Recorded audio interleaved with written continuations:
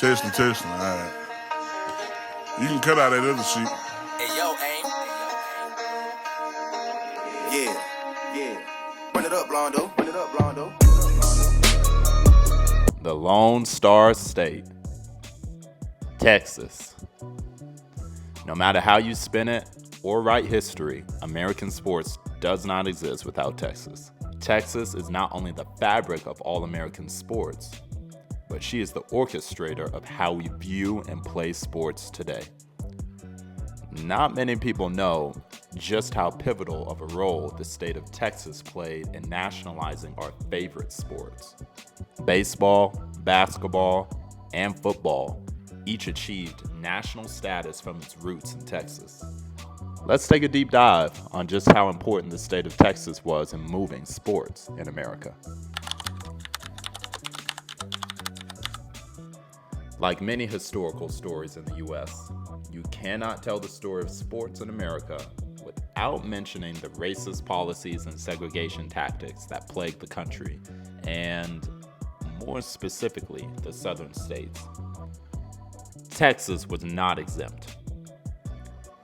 In the late 19th century, baseball was the first sport to catch on in Texas, and with the founding of the Texas League in 1888, it became the first to professionalize.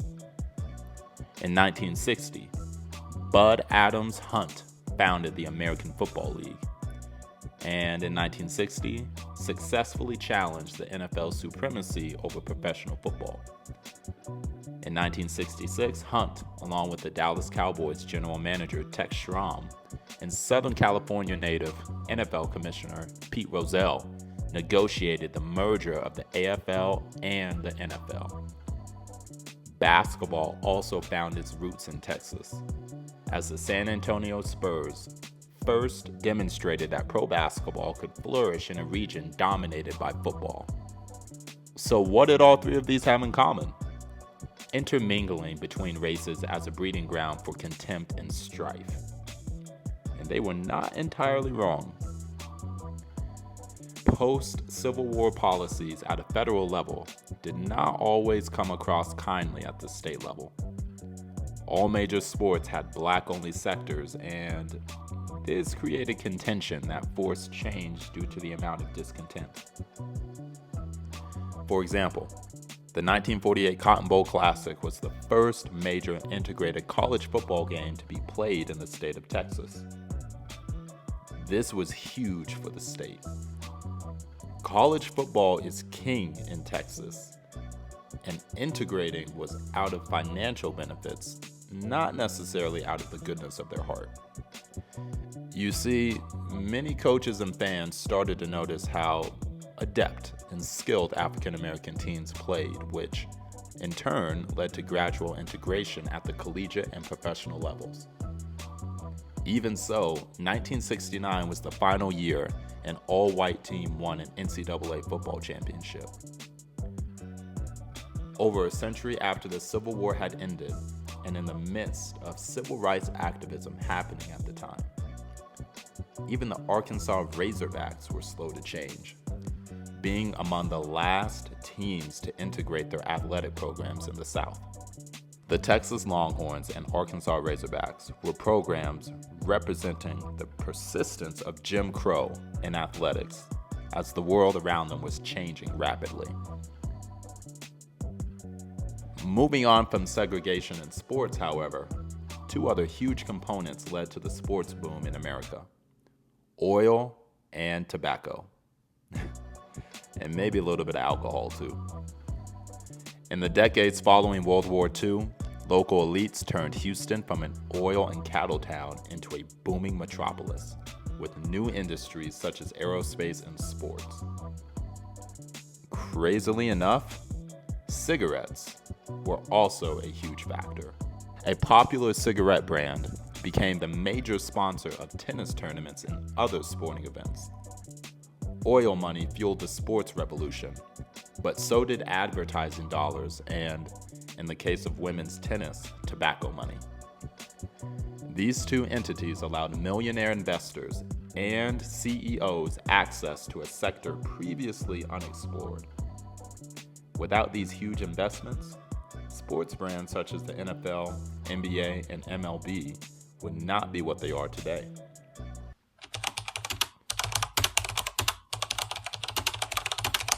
I think we can all recognize these cheerleaders.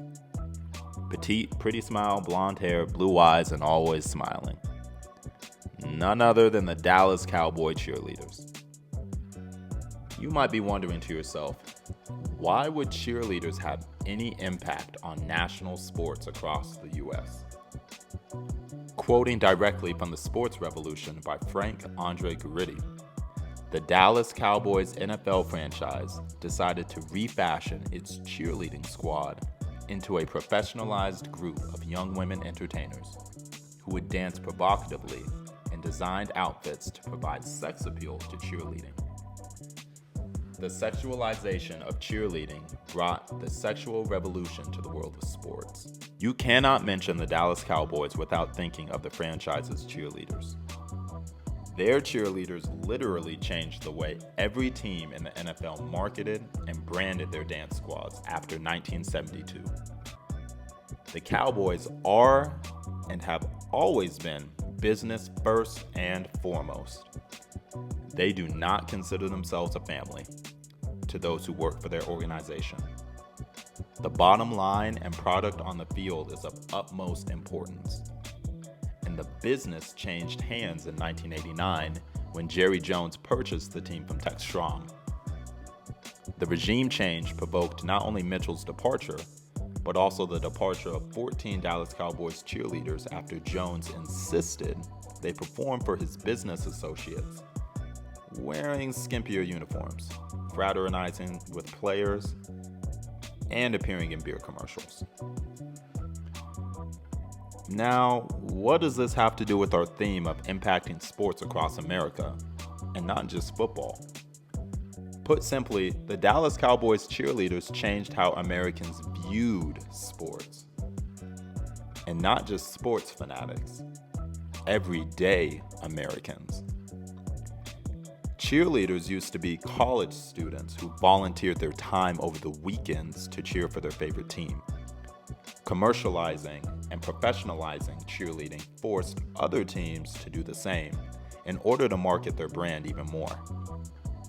Sports slowly started to shift from athlete to corporation, from on-field talent to boardroom members and season ticket sales. No longer were college athletics focused on developing a whole person. All emphasis was now placed on delivering the best product possible in order to increase TV revenue, ticket sales, and recruit even better talent year after year. Sports were forever changed. The stadium, the metallic blue and white uniforms, the silver helmets with the blue star, and the cheerleaders all were part of the Cowboys' new corporate image. They were no longer simply the Dallas Cowboys. They were now on their way to becoming America's team. Now, it is safe to say that we have advanced even further looking back at the mid to late 20th century. We are a long way from the ABA merging with the NBA in 1976. And fun fact, the ABA pioneered the three-point shot, up-tempo styles of play, and of course, its iconic red, white, and blue basketball that was widely derided by the brown ball NBA. Dunks were being outlawed by the NCAA from 1967 to 1976. No shot clocks in college basketball until 1987. And even George W. Bush used his investments of $600,000 in the Texas Rangers during the 1980s to propel himself into the White House by cashing in on this investment for $14.9 million. No state income tax in Texas, by the way. But again, where do we go from here? We have started to see the advancements in technology in full swing, especially here in the 2020s. A couple of examples can be seen in the arena space. The Los Angeles Clippers just constructed a new arena with the newest technological advances money can buy, while also placing a premium on fan experience. College programs now focus their attention on designing training facilities and arenas that are technologically advanced and appealing to younger athletes. In the realm of youth development, Nike and the NBA have inked a 12-year deal that seeks to strengthen youth basketball both in America and across the globe.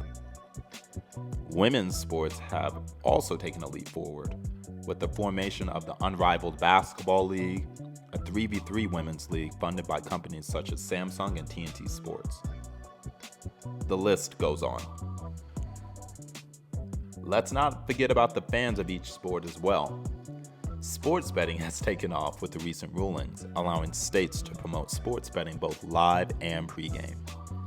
Every national sports franchise, NBA, NFL, MLB, MLS, has hopped in on this bandwagon, giving fans unprecedented access to stats, potential matchups to look out for, and more.